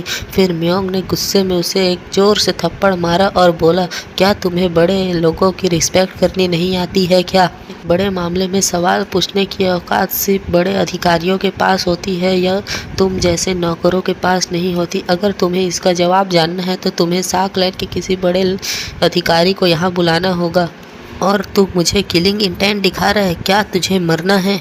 फिर वहाँ अचानक एक लड़की आ गई और म्योंग को बोली, बस करो, तुम यहीं रुक जाओ, बहुत हो चुका है। वह लड़की सावियर थी, सा क्लैन की डायरेक्ट डिसेंडेंट। वह लड़की बहुत हैरान थी कि म्योंग को वह बातें भी पता थी जो खुद सा क्लैन के बहुत लोगों को नहीं पता है। फिर उस लड़की ने सोचा, क्या जीन क्लैन की इंटेलिजेंस नेटवर्क क्या हमारे सा क्लैन से भी बहुत ज़्यादा है? फिर उसने म्योंग से पूछा कि वह वहाँ क्यों आया है और क्या काम है उसे जो उसे सा क्लैन के हिडन ब्रांच में आना पड़ा। उसे म्योंग ने बताया कि रेड लैंटर्न डिस्ट्रिक्ट और उसके बैक एली में उसके आसपास बहुत अजीब सी घटनाएं हो रही हैं, जिसके बाद वहाँ सिर्फ एक ही नाम सामने आया है, जो था डार्क ब्लड। और साबियोन और उसका नौकर बहुत हैरान हो गया और फिर साबियोन ने पूछा, तुम्हें इसके बारे में कैसे पता चला? यह बात तो बहुत सीक्रेट थी। उसका जवाब दिया कि मैं उस रात एक कोठे में एक लड़की के साथ था जिसने ये सारी बात मुझे बताई थी। फिर ये बात सुनकर साबियोन चौंक गए और गुस्से से पूछा, क्या तुम्हें सारी बात एक कोठे की लड़की से मिलती है? फिर म्योंग ने बात साफ की और बताया कि डार्क ब्लड एक बहुत खतरनाक बीमारी है जो धीरे से सारे डीमन क्लैन में फैल रही है और एक धीरे धीरे कर पूरे डीमन क्लैन को बर्बाद करने की ताकत है इसके अंदर। डीमन क्लैन के जितने भी आम नागरिक हैं उनको बहुत नुकसान होगा और इस बीमारी को किसी के द्वारा फैलाया जा रहा है। यह सुनकर साबियोन ने बहुत दुखी आवाज़ में कहा कि डार्क ब्लड यह वो बीमारी है जो हमारे क्लैन से नहीं बल्कि बाहर से आया है। इसके बारे में पता करने की पूरी कोशिश की और इसका इलाज खोजने की भी कोशिश की, लेकिन उसे कोई बात पता नहीं चली। उन्हें बस ऐसा लगता है कि यह किस डिमोनिक क्लैन की किसी सपोर्टिव ब्रांच की यह एक बीमारी है। यह सुनकर म्योंग ने अपने भाई की ओर देखा और बोला कि मुझे सा क्लैन की इंटेलिजेंट नेटवर्क से इससे ज़्यादा की उम्मीद थी। मुझे नहीं लगा था कि सा क्लैन की इंटेलिजेंट नेटवर्क इतना कमज़ोर है कि वह बस इतना ही पता कर पाई और यह खाली थियरी है। बोलकर म्योंग ने वहां से निकलने की कोशिश की। यह देखकर साबियोंग ने उसे पीछे से आवाज़ दिया और बोला कि हम तुम्हें अपनी पता की गई सारी जानकारी देंगे। यह सुनकर म्योंग ने अपने मन ही मन खुश होकर बोला, यही तो मेरा प्लान था कि मैं इनसे सारी जानकारी निकलवा पाऊँ। साबियोंग ने बोला, हम जीन क्लैन के पास एक रिप्रेजेंटेटिव भेजेंगे जिससे हम जीन क्लैन के साथ आगे की बातचीत कर सके। म्योंग मुस्कुराया और बोला कि अब आगे की सारी जिम्मेदारी मैं लेता हूँ। म्योंग वहाँ से निकल गया। फिर यहाँ से सीन कट होता है यूरा की तरफ। यूरा अपने मास्टर के कही गई बातों को याद कर रही थी। उसके मास्टर ने कहा था कि म्योंग अपनी पूरी ताकत के साथ नहीं लड़ रहा था। अगर वह अपनी पूरी ताकत के साथ लड़ता तो वह यूरा को आसानी से हरा देता। इस बात के जवाब में कहा था, क्या आपको पूरा यकीन है कि म्योंग ने अपनी पूरी ताकत का इस्तेमाल नहीं किया था? इसके जवाब में यूरा के मास्टर ने कहा था कि म्योंग की नज़र न जीत पर थी और न लड़ाई पर, बल्कि पूरे लड़ाई के दौरान म्योंग की नज़र सिर्फ तुम पर थी। हाँ, ये सुनने में थोड़ा अजीब लगता है लेकिन यही बात सच है। बात प्रेजेंट सीन पर आती है जहाँ यूरा बहुत इमोशनल लग रही थी और वो उसने बोला कि मेरे मास्टर की वह बात सुनकर मैं अब म्योंग को कुछ अलग नज़रिए से देख रही हूँ। बात सीन चेंज होता है यूनरोंग वैली की ओर जहाँ पर ज़्यादातर क्लैन जाने से कतराते हैं और वहाँ से ज़्यादा से ज़्यादा उसे इग्नोर करने की कोशिश करते हैं। उन्होंने सा क्लैन के एक खबरी से कहा कि अगर शेर को पकड़ना है तो उसके गुफा में तो जाना ही पड़ेगा। यह बोलकर वह उस एरिया में चला गया जहाँ ज़्यादातर क्लैन के लोग जाने से बहुत कतराते हैं। साक लेन के उस खबरी ने बोला कि अगर हम वहां गए तो हो सकता है कि हम ही लोग शिकार बन जाएं। इसके जवाब में म्योंग ने बोला, अगर तुम इस बात से खतराते हो तो मैं जाकर साक लेन की उस लेडी से मैं खुद ही बात कर लेता हूँ कि उसका बंदा बहुत ज़्यादा डरपोक है। कर वह खबरी बहुत ज़्यादा डर गया और शांति से म्योंग के पीछे पीछे उस खतरनाक इलाके में चला गया। फिर उस साक लेन के खबरी ने पूछा कि क्या आपको सच में ऐसा लगता है कि इस जैसी जगह से हमें कोई खबर मिलेगी? फिर म्योंग ने उसके जवाब में कहा, इस जगह के ऊपर देखो, ज़्यादातर समय इस ऐसी ही जगह से ज़्यादातर इस जैसी खतरनाक जगह से ही ज़्यादा खबरें मिलती है। लोग उस जगह के अंदर गए तब म्योंग को लगा कि कोई उनका पीछा कर रहा है। म्योंग ने अपने मन में कहा कि अगर ये बंदा हमें ज़्यादा समय तक फॉलो किया तो अंदर जाकर बहुत ज़्यादा खतरा हो सकता है, इसलिए अगर इसने ज़्यादा टाइम तक हमें फॉलो किया तो मैं इसे जाने नहीं दूंगा। फिर जब ये लोग थोड़ा अंदर पहुँचे तो इन्हें कुछ अजीब पौधे दिखे। उन्होंने कहा कि इन पौधों को क्या कोई यहाँ पर लगा रहा है? एजेंट ने कहा, पता नहीं, लेकिन ये जगह मुझे बहुत ज़्यादा सुकून दे रही है, ऐसा जैसे कि मैं डीमन क्लैन से बहुत दूर आ चुका हूँ। फिर म्योंग ने कहा, इस वैली के अंदर कुछ है, यह पौधे मारिजुआना है और इनको कोई बंदा मेंटेन कर रहा है और इस जगह पर लगा रहा है। कुछ लोग म्योंग और उस खबरी के सामने आ गए और बहुत ही एटीट्यूड के साथ कहा कि तुम लोगों के अंदर बहुत ज़्यादा हिम्मत है कि तुम इस खतरनाक जगह में तुम दोनों ही आए हो। यहाँ आने वालों ज़्यादातर वापस नहीं जाते हैं, ये तो पता होगा ना तुम्हें। लोगों ने म्योंग और उसके साक लेन के उस खबरी को वहाँ से निकल जाने को कहा। यह सुनकर म्योंग सोचने लगा कि ये लोग में से जो बंदा बीच में खड़ा है वही कुछ ताकतवर है, बाकी सब तो लो लेवल के डाकू हैं और चोर हैं। फिर म्योंग ने बोला, हम यहाँ से कहीं नहीं जा रहे हैं, हम तुम्हारे लीडर से मिलना चाहते हैं। उन लोगों के लीडर ने कहा कि मुझे लगा था कि तुम लोग किसी बड़े क्लैन से हो, लेकिन इसलिए मैं तुम लोगों को यहाँ से जाने देने वाला था, लेकिन अब तुम लोगों ने अपनी हद पार कर दी है, इसलिए अब तुम लोग यहाँ से जिंदा वापस नहीं जा सकते। फिर उन चोरों के लीडर ने उन लोगों को आदेश दिया कि वो म्योंग और उसके उस खबरी का हाथ पैर तोड़ दें। यह सुनकर म्योंग के उस साक लेन के खबरी ने बोला कि सर, मैं लड़ने में कुछ ज़्यादा अच्छा नहीं हूँ। यह सुनकर म्योंग ने जवाब दिया कि मुझे पहले से लगा था कि तुम बहुत ज़्यादा कमज़ोर हो। साक लेन के जितने भी इंटेलिजेंट के जो सिपाही होते हैं वो लोग कभी मार्शल आर्ट की प्रैक्टिस नहीं करते, वह सिर्फ इंटेलिजेंट निकालने में ही अच्छे होते हैं, वो भी। फिर म्योंग ने कहा, अगर तुम यहाँ पर मर गए तो शायद साक लेन के लोग मेरे ऊपर थोड़ा गुस्सा हो जाएं, इसलिए तुम्हें तो बचाना ही पड़ेगा। अब भाई लोग म्योंग यूनरेंग वैली के अंदर गया था जानकारी पता करने के लिए। अब इस एपिसोड में आगे, जैसा कि हमने पिछले एपिसोड में देखा था, उन ठगों के लीडर ने म्योंग को अपने साथ ले जाकर अपने मास्टर से मिलाया। यह देखकर उन ठगों का मास्टर बहुत हैरान हो गया और बोला कि यह बहुत अजीब है कि यहाँ कोई जानकारी पता करने आया है। यह मास्टर उनके ग्रुप का 3rd एल्डर था। फिर उन ठगों के लीडर ने अपने मास्टर से कहा कि मुझे माफ़ कीजिए, मैं इन्हें दोस्तों को आपसे मिलाने लाया हूँ। एल्डर ने म्योंग और उस जासूस से पूछा कि आप डेमोनिक सेक्ट के कौन से 6 बड़े क्लैन के कौन से क्लैन के मेंबर हैं? फिर म्योंग ने हंसते हुए जवाब दिया कि आपका गैस बिल्कुल सही है, मैं उन 6 बड़े क्लैनों में से ही एक हूँ। अगर आपने हमारे क्लैन को अच्छे से अगर पहचान लिया तो आपको इसका इनाम मिल सकता है।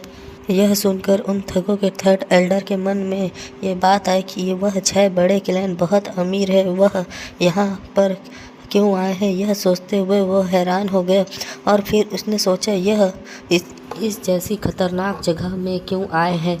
इनके साथ जो बंदा दिख रहा है वह साक लेन का इंटेलिजेंस ब्रांच का बंदा लग रहा है। क्यों ये दोनों यहाँ पर आए हैं? मुझे जहाँ तक समझ आ रहा है आप शायद हावा क्लैन से हो सकते हैं। यह सुनकर म्योंग अपने मन में सोचने लगा कि आखिरकार यह हावा क्लैन के पास ही पहुँचा। लेकिन फिर म्योंग ने जवाब दिया, तुम गलत हो, मैं हावा क्लैन से नहीं हूँ, मेरा नाम जिन म्योंग है और मैं जिन क्लैन से हूँ।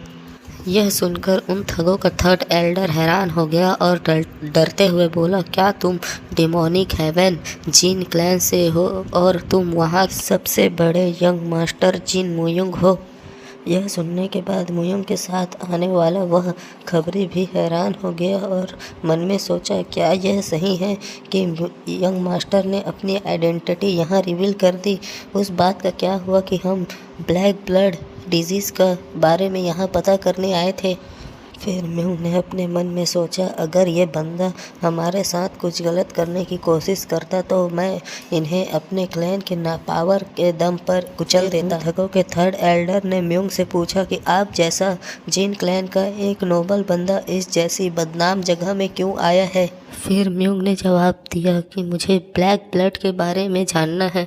यह सुनकर वह थर्ड एल्डर भी बहुत हैरान हो गया, क्योंकि पूछा था कि ब्लैक ब्लड की दवाई यहाँ पर खोजी गई है, क्या तुम्हें इसके बारे में पता है। म्यूंग ने कहा कि मैं इसके बारे में कुछ जानना चाहता हूँ, अगर तुम चाहो तो इसके लिए तुम्हें इनाम भी मिल सकता है। यह कहकर म्यूंग ने उसकी ओर एक पैसे की थैली फेंकी। जब उस थर्ड एल्डर ने उस पैसे की थैली को खोला तो उसके अंदर सोने के सिक्के थे। यह देखकर वह थर्ड एल्डर बहुत हैरान हो गया। फिर उस थर्ड एल्डर ने जवाब दिया, ब्लैक ब्लड यह एक ऐसी बीमारी है जिसके बारे में हमें भी ज़्यादा नहीं पता, बस ये बीमारी यहीं से फैलती है जिसे हम भी संभाल नहीं सकते। हम केवल हान फैमिली के लिए ही दवा का उत्पादन करते हैं। हम रेड लाइन डिस्ट्रिक्ट और उसके पीछे के इलाके में इसका वितरण नहीं करते हैं, हम इसे सिर्फ हान क्लैन के लिए ही बनाते हैं। यह सुनकर म्यूंग ने पूछा, तुम लोग इसे सिर्फ हान क्लैन के लिए ही क्यों बनाते हो, इसके बारे में बाकी डिमोनिक क्लैन के बाकी सेक्टों के लिए क्यों नहीं बनाते। जिसके जवाब में उस थर्ड एल्डर ने जवाब दिया, क्योंकि हान क्लैन और साहा क्लैन के बीच में लड़ाई है, इसलिए हम हान क्लैन के लिए बनाते हैं और साहा क्लैन के लिए नहीं बना सकते। और क्योंकि यह बीमारी बाकी डिमोनिक सेट के बाकी इलाकों में नहीं फैली है, इसलिए बाकी क्लैन अभी तक इसके बारे में नहीं जानते।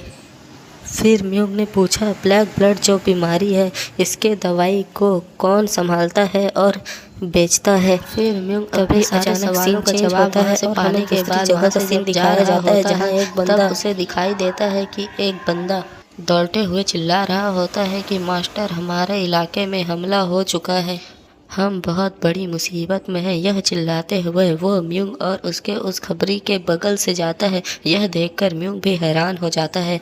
फिर यहाँ से सीन चेंज होता है और हमें यूरा को दिखाया जाता है जो एक जगह पे अपने हाथ में तलवार लेकर खड़ी थी और वहाँ आसपास बहुत सारी लाशें बिछी हुई थी।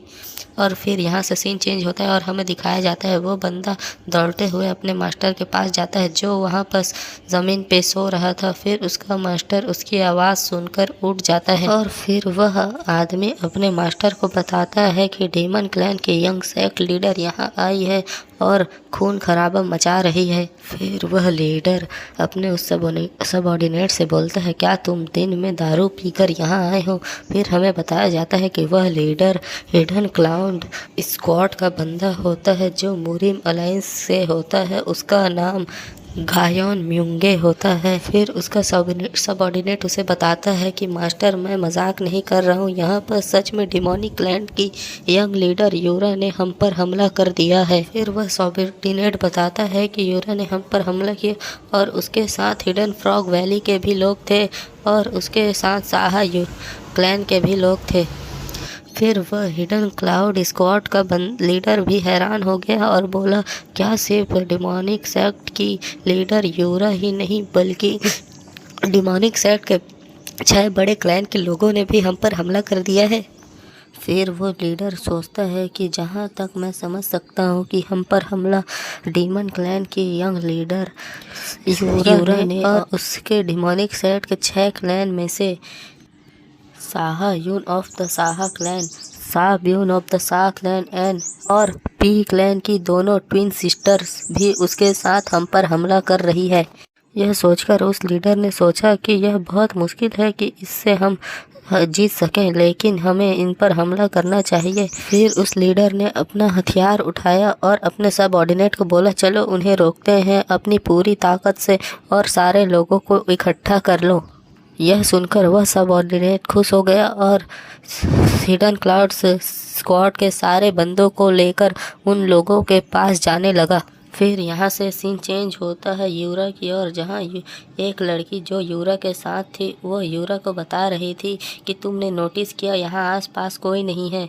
फिर यूरा अपने मन में सोच रही थी कि वह लोग इस जगह को ऐसे सुनसान छोड़कर क्यों चले गए हैं। यूरा के साथ जो लोग यहाँ पर हमला करने आए थे उनमें से एक लड़की ने यूरा से बोला कि हमें अपना काम शांति से करना है और किसी को पता चलने नहीं देना है कि हम यहाँ पर हमला करने आए हैं। फिर इसके बाद यूरा ने म्यूंग को पीछे से देखा और बोला, यह यहाँ क्या कर रहा है। यह सुनकर यूरा की एक साथी बोली, तुम उसे जानती हो क्या, तुम उससे प्यार करती हो। यह सुनकर यूरा ने उसे गुस्से से जवाब दिया कि यह तुम क्या बकवास कर रही हो, चुपचाप यहाँ शांत हो जाओ। फिर यूरा ने अपने मन में सोचा कि जब से मेरे मास्टर ने मुझे बताया है कि वह मुझे पसंद करता है, तब से पता नहीं उसके बारे में मेरे मन में ख्याल आ रहे हैं कि उसकी आंखें सिर्फ मुझे ही देख रही थी उस लड़ाई के दौरान, और वह मेरे ऊपर बिल्कुल भी हमला करने की कोशिश नहीं कर रहा था। फिर यूरा को उसके मन में एक मजाक सूझा और वह अपने साथ आए हुए लोगों को वहां पर हमला करने के लिए लेकर चली गई। फिर यहाँ से सीन चेंज होता है और हमें बताया जाता है यह बातें कुछ समय पहले की है, और हमें दिखाया जाता है यूरा अपने हाथ में तलवार लिए बहुत से लाशों के बीच में खड़ी थी, और उन लाशों के बीच यूरा अपने हाथ में तलवार लिए खड़ी थी। और फिर म्यूंग ने उसे देखा और उसके पास आया और उसने यूरा से पूछा कि वह यहाँ पर क्या कर रही है इन लाशों के बीच, और उसने यहाँ पर हमला क्यों किया। उसे यहाँ से जल्द निकलना चाहिए क्योंकि यहाँ बाकी लोग हमला करने के लिए आ रहे हैं। फिर वहाँ पर कुछ पैरों की आवाज़ आई और हमें कुछ लोग वहाँ पर आते हुए दिखाई दिए। यह हिडन क्लाउड स्क्वाड के मेंबर थे। उन लोगों ने कहा, क्या तुम लोग मजाक कर रहे हो, क्या तुम यहाँ से भागने वाले हो? लेकिन तुम लोगों को यहाँ से भागने के लिए बहुत देर हो चुकी है। यह सुनकर यूरा सोचने लगी और बोली, क्या तुम्हें सच में ऐसा लगता है कि हम लोग भागने की कोशिश भी करेंगे? तुम्हें क्या लगता है मैं यहाँ अकेले इतने बड़े जगह पर हमला करने आई हूँ, मेरे साथ कोई नहीं है? फिर हमें दिखाया गया कि हिडन क्लाउड स्क्वाड के लीडर ने उस यूरा को बोला कि डीमन सेक्ट की लीडर यूरा यहाँ पर हमला करने आई है, हम लोग उसे यहाँ से अकेले कैसे जाने दे सकते हैं, हम तुम्हें यहाँ से जाने नहीं देंगे। यह सुनकर यूरा बोली कि क्या तुम खुद भी यहाँ से जिंदा बच पाओगे जो तुम मुझे जाने देने की बात कर रहे हो? फिर उस स्क्वाड के लीडर ने यूरा से कहा कि तुम यहाँ क्या जानकारी पता करने आई थी, क्या तुमने उस जानकारी को पता कर लिया है कि अभी बाकी है? ये इसके जवाब में यूरा ने कहा कि इससे तुम्हें क्या फ़र्क पड़ता है कि मैं जानकारी पता करने आई थी, यह हमारे डीमन सेक्ट की बात है। इसके जवाब में उस स्क्वाड के लीडर ने जवाब दिया कि तुम हमारे इलाके में आकर जानकारी पता कर रही हो और तुम इतना भी नहीं समझती कि हमें यह जानकारी पता होनी चाहिए कि नहीं।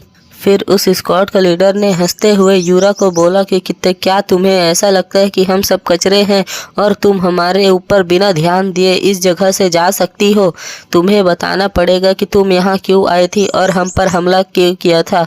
चाहे तुम बताओ या ना बताओ, हम लोग तुम्हें यहाँ से जाने नहीं देंगे। फिर इसके बाद म्यूंग के साथ जो इस सेक्ट का थर्ड एल्डर और उसका उस डाकुओं के गैंग का लीडर था, वह दोनों यहाँ से भागने लगे क्योंकि वह लोग इस मसले में नहीं पड़ना चाहते थे। यह देखकर यूरा ने म्यूंग का मजाक उड़ाते हुए बोला कि देखो तुम्हारे साथ जो लोग थे वह तो यहाँ से भाग रहे हैं। इसके जवाब में म्यूंग ने हंसते हुए बोला, मैं तो उन लोगों से बस जानकारी पता करने आया था और कुछ नहीं। वो लोग भागे तो भाग जाएं, इससे मुझे कोई फ़र्क नहीं पड़ता क्योंकि यहाँ सिर्फ मैं और साहा क्लैन का एक खबरी आया था। फिर यह सुनकर यूरा ने अपने साथ आए हुए बाकी लोगों को यह ऑर्डर दिया कि वह म्यूंग की रक्षा करें, और यह ऑर्डर पाकर उन लोगों ने म्यूंग को चारों ओर से घेर लिया और उसके रक्षा करने की पोजीशन में आ गए। और उन लोगों ने यूरा को जवाब दिया, यंग कल्ट लीडर, हम आपकी बातों को पूरी तरीके से मानेंगे और हम म्यूंग को एक खरोच भी नहीं आने देंगे। यह देखकर हिडन क्लाउड स्क्वाड के लीडर हंसने लगा और उसने यूरा के ऊपर हमला करने का ऑर्डर दे दिया। यह सुनकर यूरा बहुत गुस्सा हो गई और उसने अपने ऑरा को निकालते हुए उन लोगों की ओर देखा, जिसे देखकर वह लोग बहुत ज़्यादा डर गए। फिर उस स्क्वाड लीडर ने यूरा पर हमला करने का ऑर्डर दे दिया। फिर यूरा ने अपनी पूरी ताकत से अपने ऑरा को निकालते हुए उन लोगों पर हमला करने के लिए बड़ी तेज़ी से उन लोगों पर हमला कर दिया और उन लोगों को गाजर और मूली की तरह काटने लगी। उन लोगों का खून एकदम फव्वारे के जैसा निकलने लगा। उसने बिना रुके सभी लोगों पर हमला किया और हंसते हुए बोली, क्या कमज़ोर लोग हैं, इससे ज़्यादा ताकतवर तो हमारे यहाँ के नॉर्मल गार्ड होते हैं। यह सब देखकर वो स्क्वाड का लीडर बहुत ज़्यादा डर गया और बोला, मैं यहाँ पर ऐसे नहीं मर सकता। और फिर उसने म्यूंग की ओर देखा और देखा कि म्यूंग को चारों ओर से लोग प्रोटेक्ट कर रहे हैं, इसलिए उसने सीधे जाकर म्यूंग पर हमला कर दिया।